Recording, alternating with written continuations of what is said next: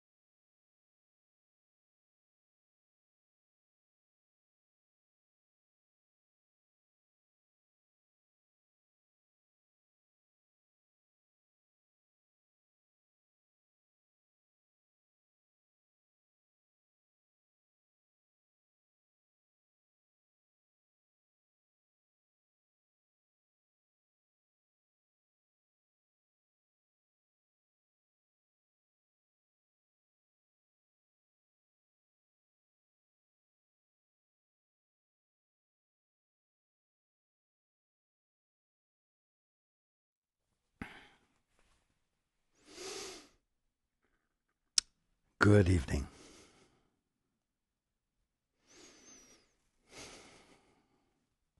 And welcome to everyone who's joining us on the internet. We've been talking at some length about the holy instant. We've talked about the fact that it is the place in which God's laws prevail. The word prevail is a significant word. The holy instant is the place where God's laws prevail. No other laws prevail. The holy instant is in the little gap between the past and the future. The past and the future are not an unbroken line. There is a break in the little gap. In the now is the holy instant.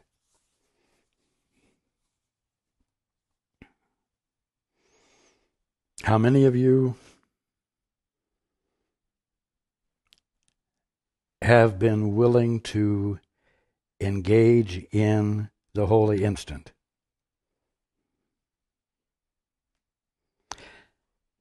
And more importantly, I have a question for everyone tonight.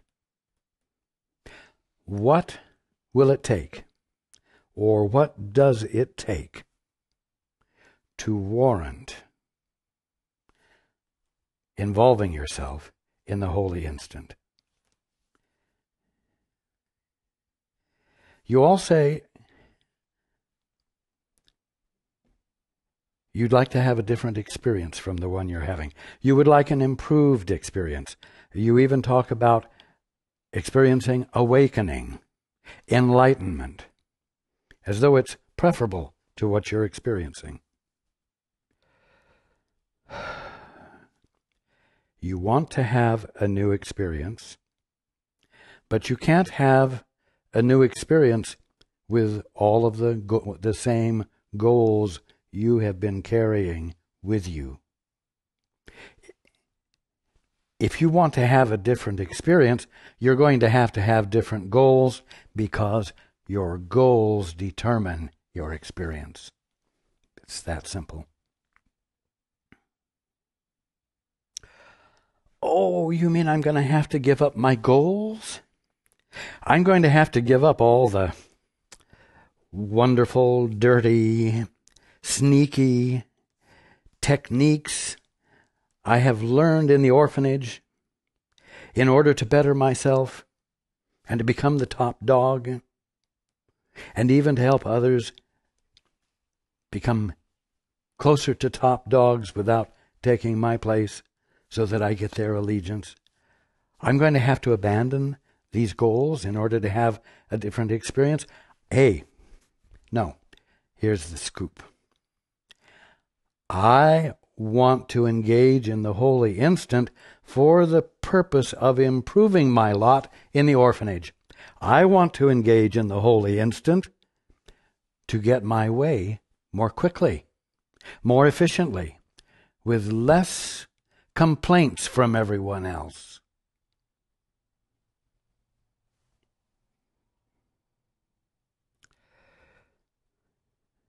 What will it take for you to engage in the holy instant, where the laws of God prevail? You know, how many of you over 30 years old, over 50 years old even, are trying to recapture your childhood, a lost childhood? How many of you had such a horrible experience as a child, or such a demanding one because of poverty and illness and so on, that you missed childhood, and right now you are engaged in doing all the things you missed out on even though when you're 50 years old, it doesn't really fit with the fulfillments of you now. How many of you are engaged in getting even?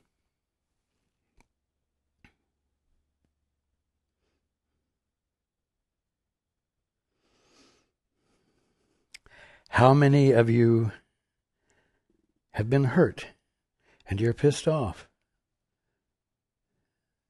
And you are enjoying the opportunity to dish back what was dished out to you.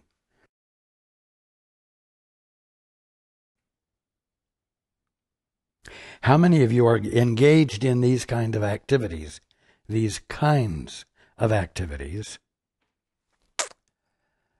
that cause you to say, I'm not going to engage in the holy instant yet. I need to recapture my childhood. I have been looking forward to going to Disneyland for my whole life, and finally I'm going to get to go, and I'm not going to give that up for the holy instant.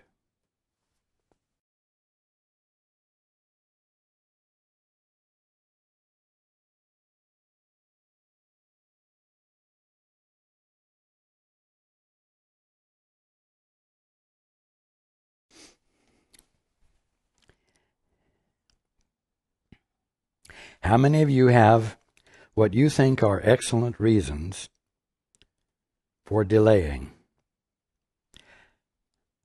And so I ask again, what would it take, or what will it take, to cause you to engage in the holy instant? It's a simple question with a profound answer. Profound because the correct answer will change your existence. And it's what the holy instant is about, and it's the reason we've been talking about it for so many weeks.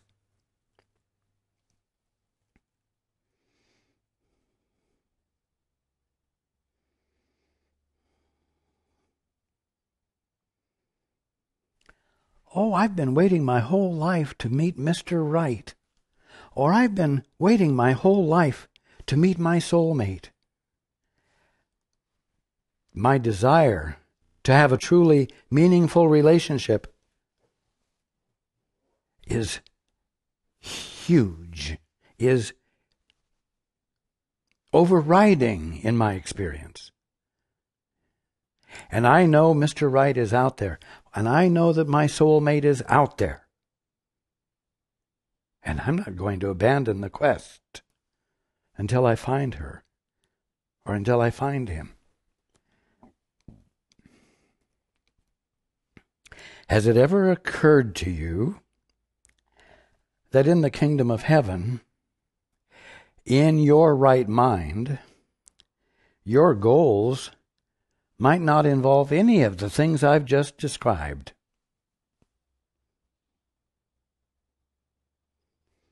Ooh. Well, then, what is it going to take in order for you to engage in the holy instant? If doing it is going to constitute the loss of all of these goals and activities, what kind of a payoff are you going to have to get before you engage in the holy instant? What is it going to take? So far, since you haven't woken up, you haven't found what it will take.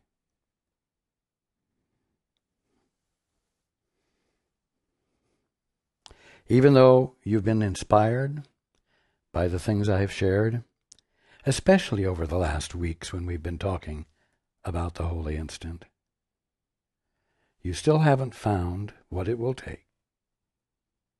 to engage truly, fully, wholly in the holy instant. So what will it take?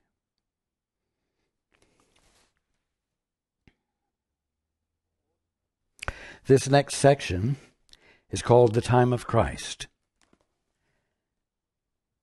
It is in your power, in time, to lay the perfect union of the Father and the Son.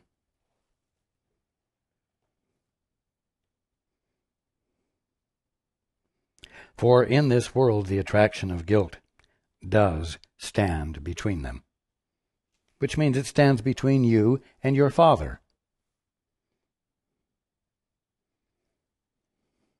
The attraction of guilt. Of course, you don't like to think about yourself being guilty, but you don't mind thinking about your fellow man as being guilty and making him pay for his guilt, or getting even for him with it because of his guilt.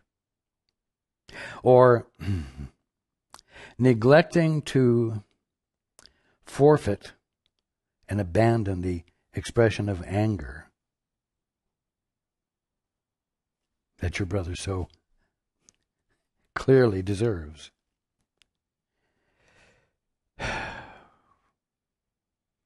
It is in your power, in time, not eternity, but in time, to delay the perfect union of the Father and the Son, for in this world the attraction of guilt does stand between them.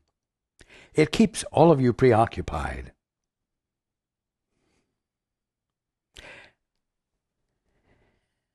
Now, neither time nor season means anything in eternity.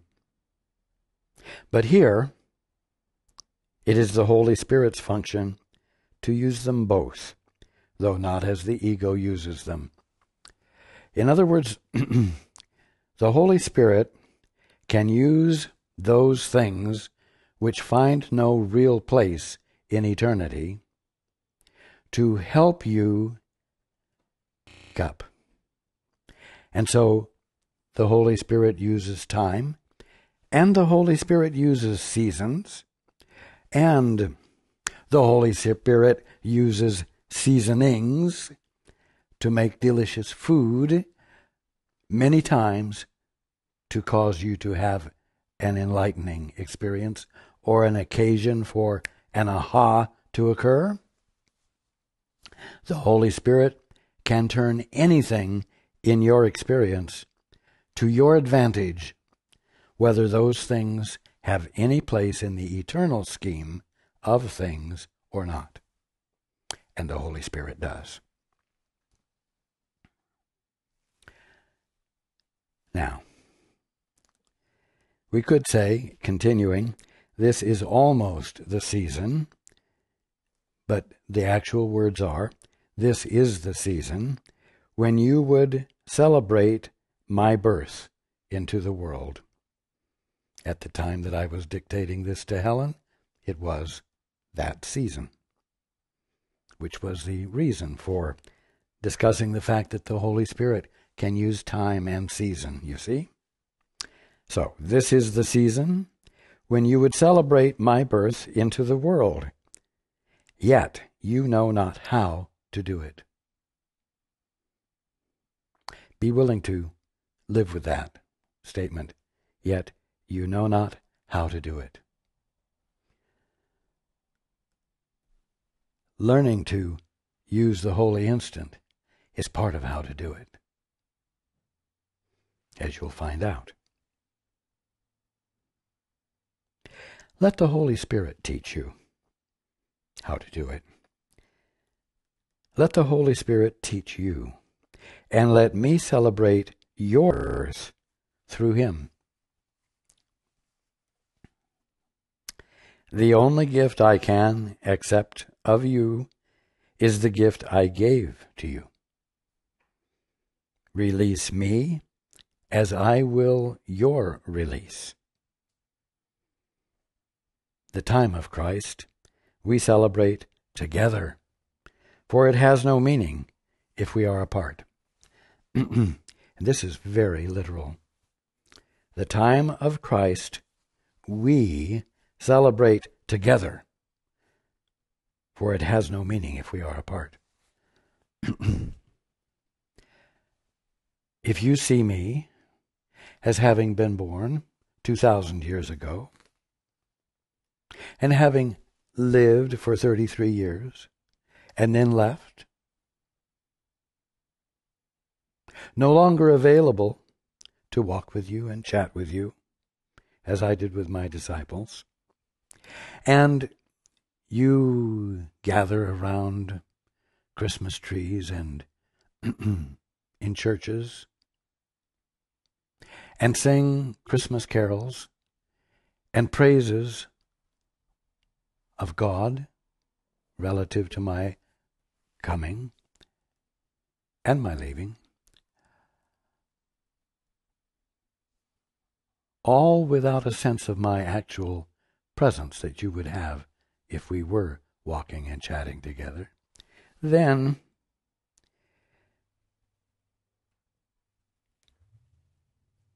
it has no meaning,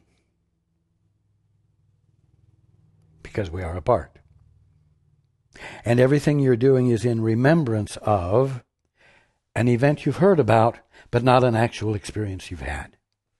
The time of Christ we celebrate together, for it has no meaning if we are apart. Wow. So that's why you know not how to do it. Because you're doing it without being with me. You're doing it without taking the steps that allow for the joining to occur. You're doing it without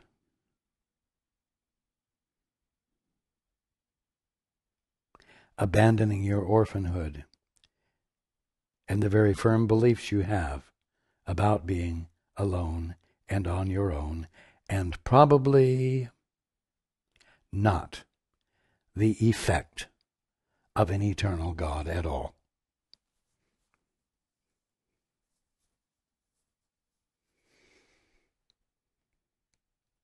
The holy instant is truly the time of Christ. Not 2,000 years ago. The time, the holy instant, is truly the time of Christ.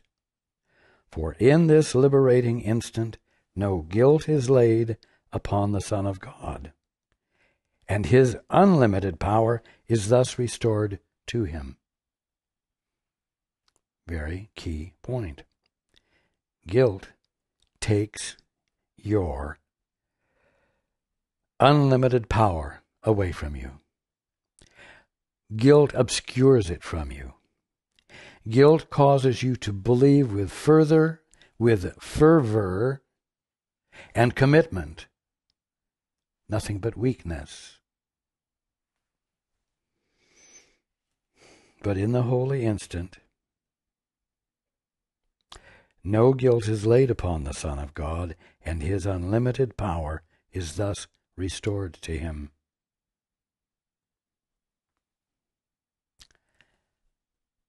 That is how you celebrate the season.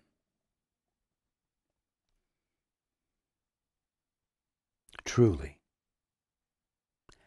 Causing the season to actually have meaning,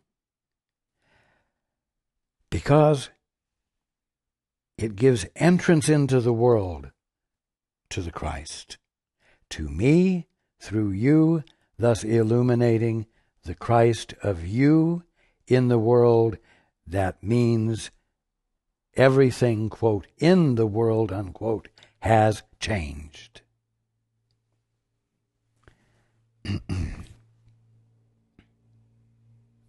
What other gift than unlimited power can you offer me, when only this I will to offer you? You see? That was my reason for being present. That is still my reason for being with you. I will for you to know who you are, because I know it's impossible for you not to know who you are. It is impossible for you to actually have forgotten. It is impossible for you to actually be insane.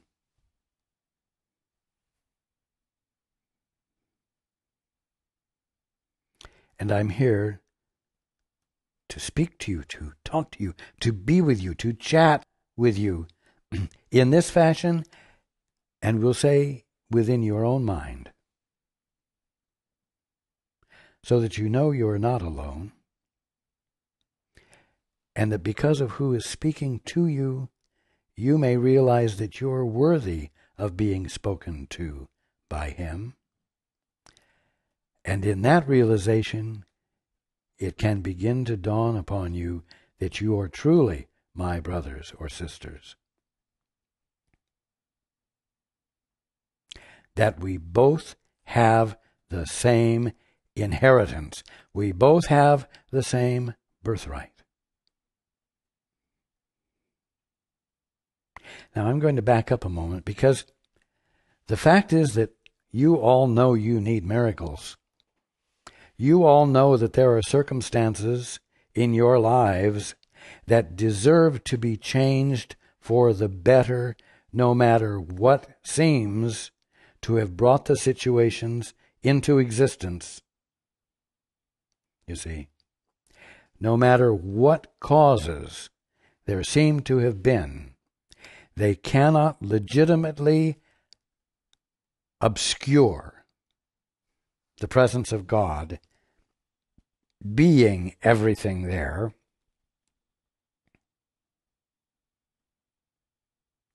and they cannot have any power to cause God to be invisible and lose his presence. Impossible. If you want to see transformation, then you've got to be willing to be in the instant with different goals, with different motives than the ones you normally have.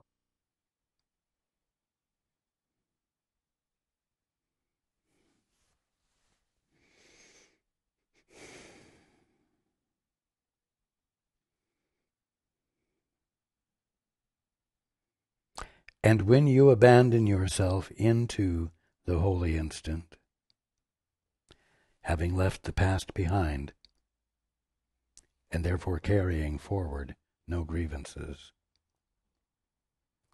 and abandoning any thoughts of the future and fear that might be associated with it, you are in a place of innocence, and you're in a place where you have absolutely no control. And when you allow yourself to be there humbly and with faith that there is a God, and you wish to know of God what the truth is, or you wish of God for him to reveal to you the truth, and you bring no force into it, just watch your experience transform. Just watch what you couldn't possibly have brought into existence, or what you couldn't possibly have caused to happen, or appear. But again, I have to ask, what will it take? What is needed in order for you to engage in the holy instant?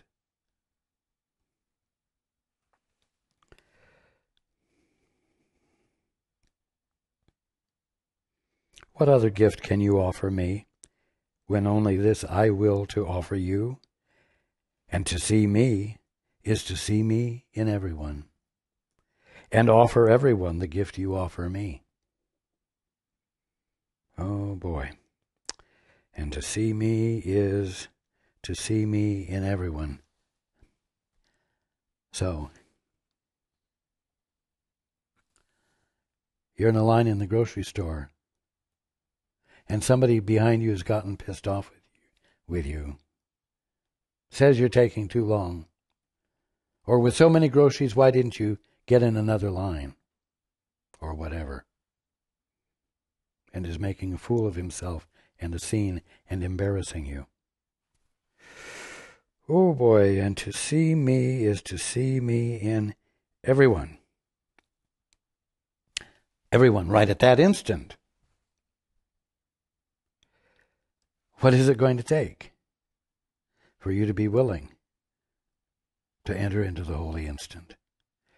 When you're embarrassed, what is it going to take to cause you to abandon your embarrassment? To disregard how you think the event is making you look to everyone else? That seems very important, doesn't it? That seems more important than your sanity or a miracle, right? If you're not careful, it does. And it sucks you right in. And you make commitment to that. And so the question is, what will it take for you to enter into the holy instant, to avail yourself of the holy instant in which God's laws prevail, and not the bad behavior of some fellow, and not the misunderstanding of everyone else who's observing? You see, that isn't what prevails in the holy instant. But what will it take for you to engage in or indulge in the holy instant right on the spot there?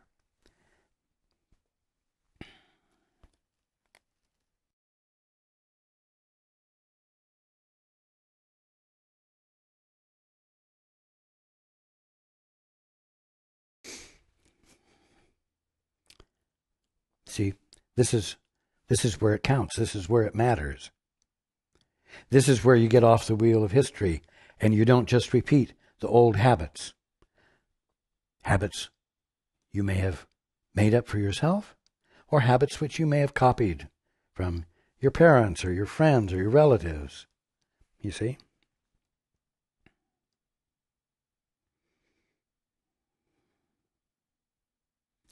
I am as incapable of receiving sacrifice as God is. And every sacrifice you ask of yourself, you ask of me. Oh, yeah, you do penance by sacrificing.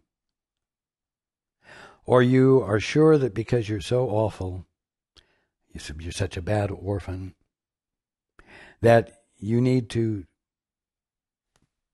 engage in some obediences which constitute giving up something for a period of time. But you know what? When you engage in sacrifice, especially for pious reasons, for spiritual reasons, you are withholding yourself.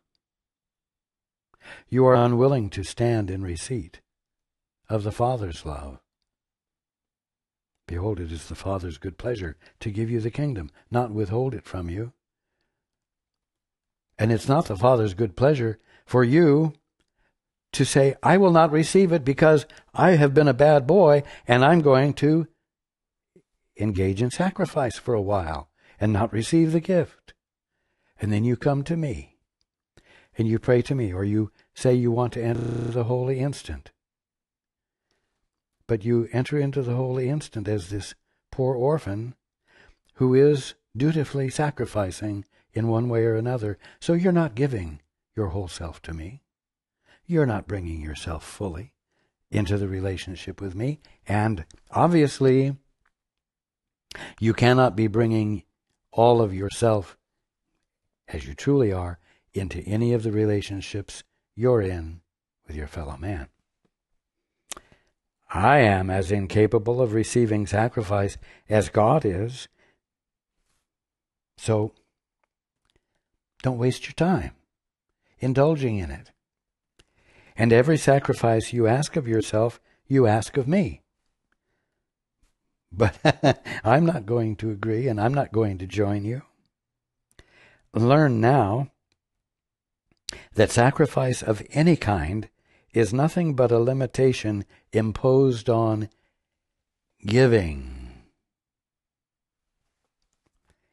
And by this limitation, you have limited acceptance of the gift I offer you.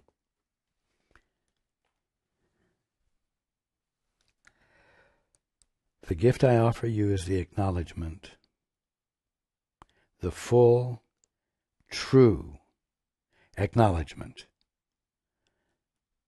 of what you divinely are, of what you truly are. And I know it with God's mind.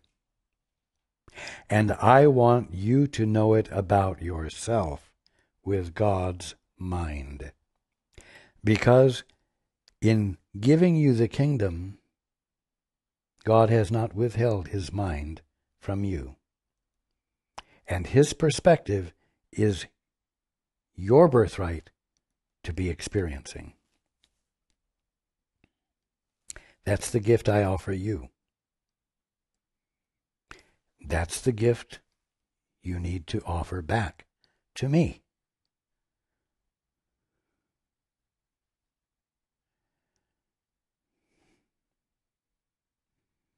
It's like saying, "Hey, brother," and you say, "Hey, brother."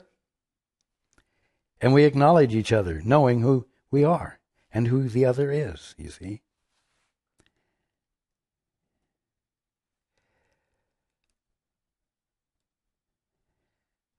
If this doesn't happen in your exchanges with your brother who you can see, or your sister, or your classmate, or your work buddy, if you don't do this with him, if you can't do this with him, you're missing out.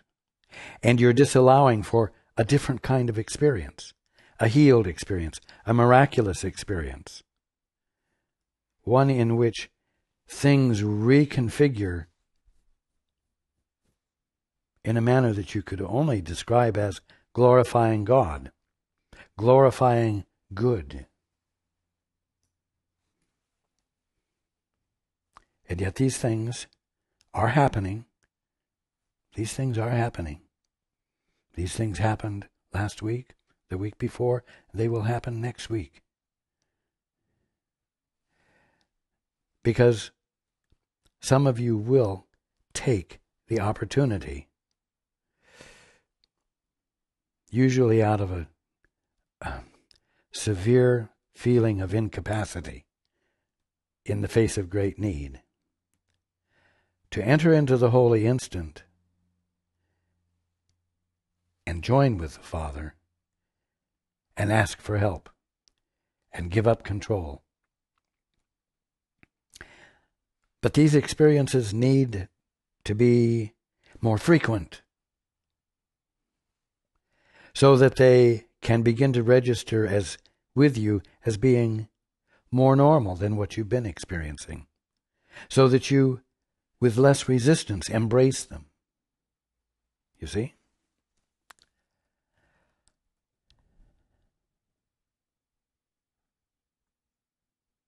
We, who are one, cannot give separately.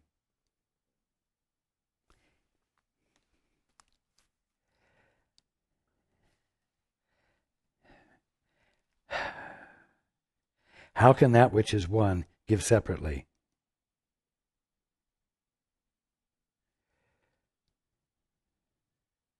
You and I are brothers and sisters. We are kin.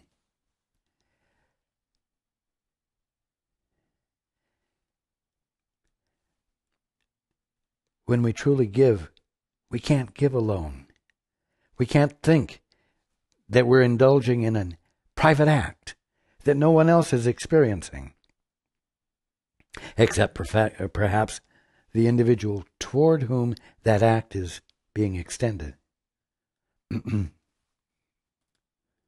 That isn't the way it works. We who are one cannot give separately.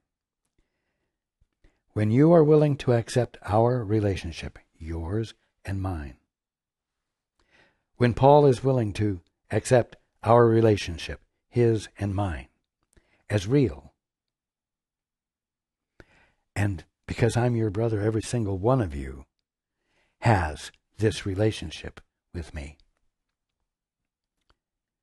When you are willing to accept our relationship as real, guilt will hold no attraction for you. Well, there's a goal for you that you haven't been engaging in. To accept our relationship as real. I mean really real.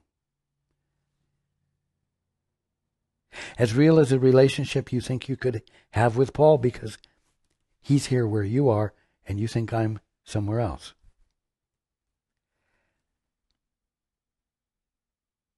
When you are willing to accept our relationship as real, guilt will hold no attraction for you.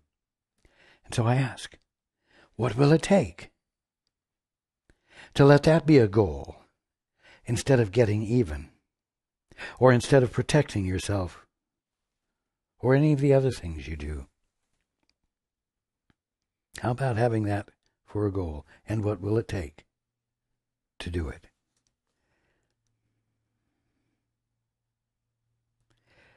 For in our union, you will accept all of our brothers. The gift of union is the only gift that I was born to give.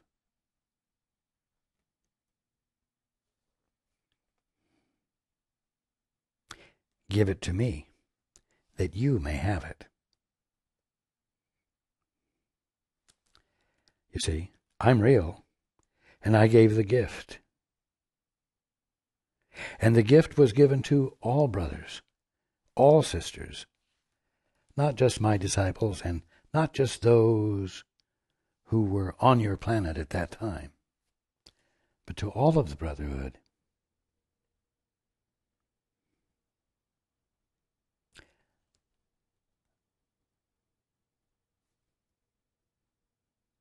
The gift of union is the only gift that I was born to give. Give it to me, that you may have it.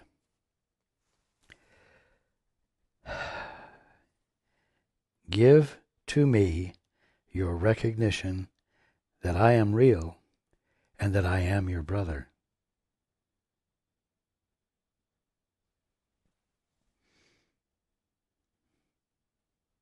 And then you'll know who you are.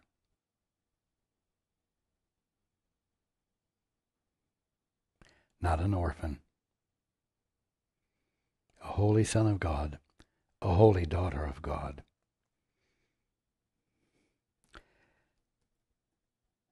Give it to me that you may have it. Acknowledge that I'm real and I'm your brother, and then you will know you're my brother. And you will know who you are. And you will have it. The time of Christ is the time appointed for the gift of freedom offered to everyone. Offered to everyone. What? Today, tonight? Just now? No. It was the gift that was given 2,000 years ago. It was the meaning of what happened. And it has forever since been the meaning. The time of Christ is the time appointed for the gift of freedom offered to everyone. Now, the time of Christ is also the holy instant. So the holy instant is the time appointed for the gift of freedom offered to everyone. It is the point in which, where God's laws prevail, you experience your freedom and you behave as though you're free and are a new presence in the world. And therefore the gift of freedom is being made, is being given in the world like it hasn't been before. You see? And the Christ is present. And so the season, the meaning of the season, is embodied, manifest.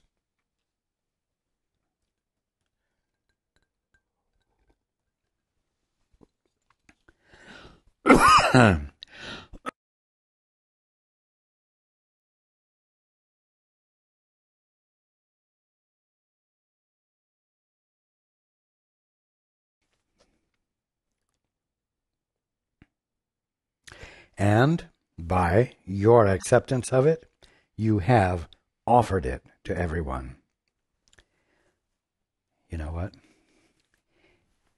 It is in your power to make this season holy, for it is in your power to make the time of Christ be now, not off in the future. You see?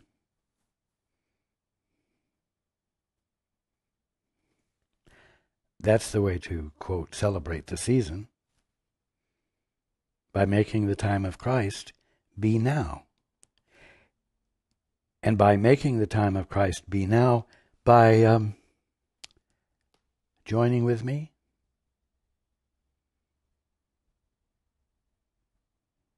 letting me, through the Holy Spirit, reveal your right mind to you and your true identity to you,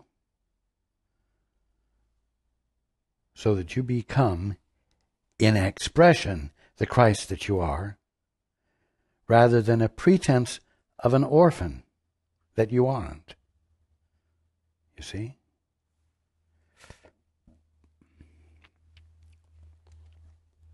Now, I've been asking, what will it take? And you may have been thinking about this as I've been speaking. And you might have come to the conclusion that it's going to take a catastrophe, or that it's going to take some world-shaking event, or it's going to take something significant enough to grab your attention, to, in so many words, force you to do it. Well, it's simpler than that. The answer is that what it's going to take for you to engage in the holy instant is love.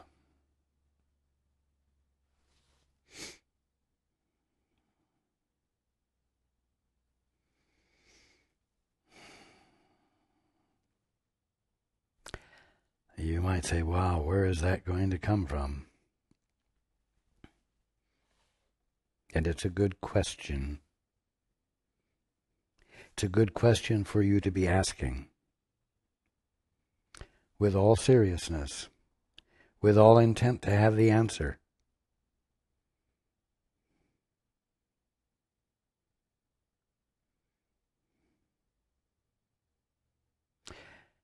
And it's an answer,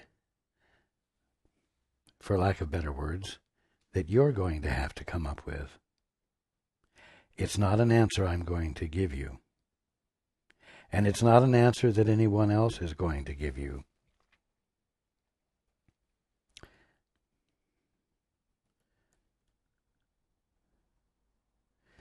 Where is the willingness to love going to come from? Out of the blue while you're in the checkout stand at the grocery store? Or when somebody else has gotten upset with you, or you feel justified in being upset with someone else?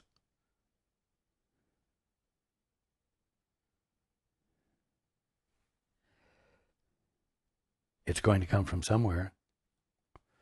And it just might have something to do with, dare I say,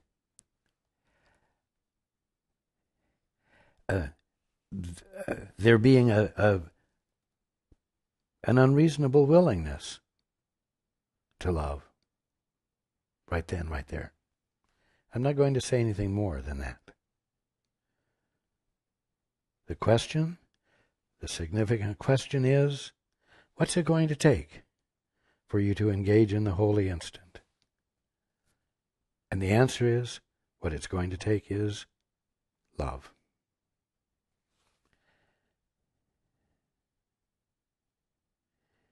And you know what? I'm going to be blatantly clear with you. Each one of you has it in you.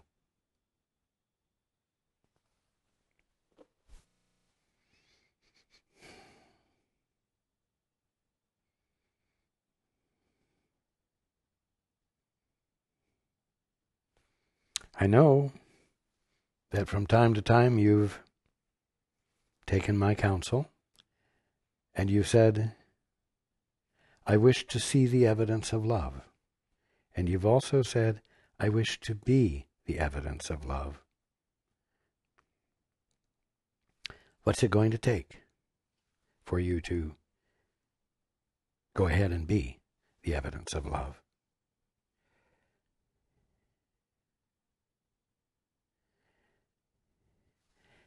And please keep in mind, there's only going to be one answer. And the answer is going to be the way to do it. It's not going to be, well, you don't really have the capacity to do it. The answer won't be, well, you're going to have to refine your soul for a few more lifetimes before you can do it. No. The answer won't be the ways in which it can't happen. It's already in you. And the answer will be how it can. The answer will be what spontaneously slips into the doing of it.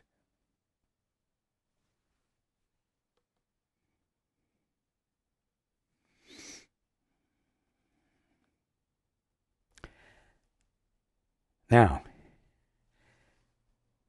letting this question be foremost in your mind and abiding with it with attentiveness to the answer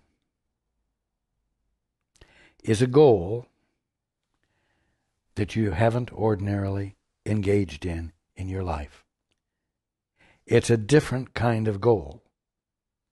And it is the different kind of goal that is more typical of what you divinely are.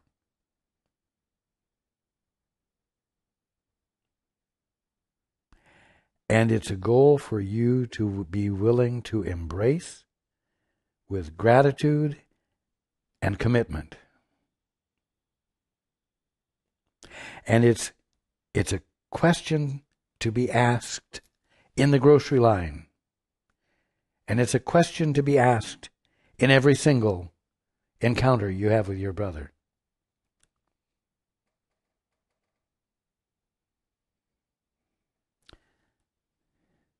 Now, the question isn't, what will it take? Because now you know that it'll take love. The question is, where will the love come from?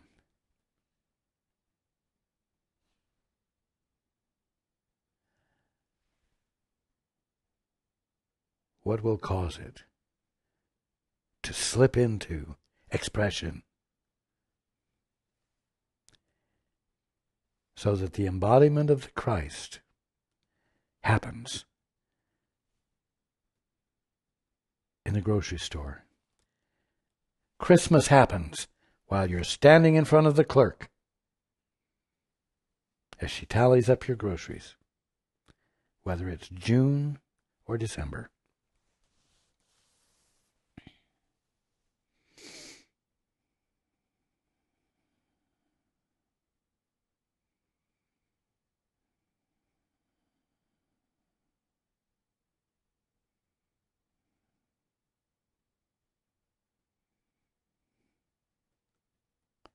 Don't think too much about this.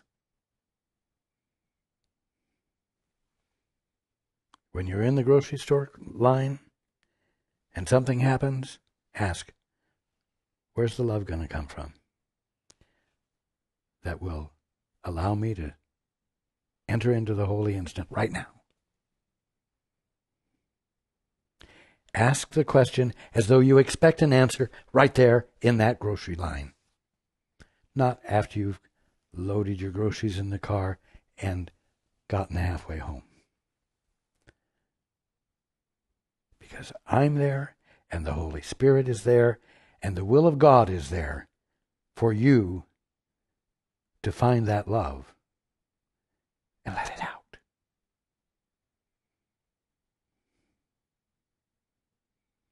Embody it.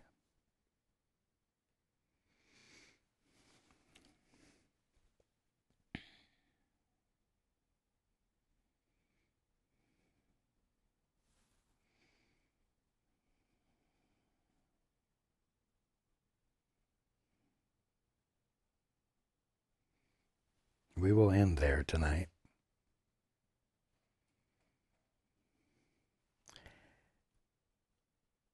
And although I am always with you, and have been, and the Holy Spirit, of course, is inseparable from you, and the Father is inseparable from you, I want you to know that during this coming week,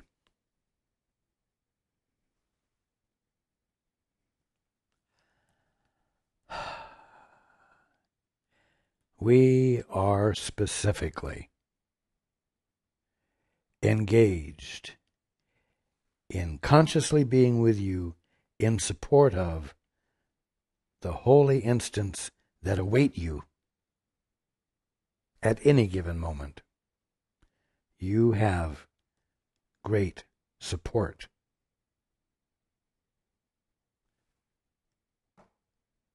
You have great support. Okay?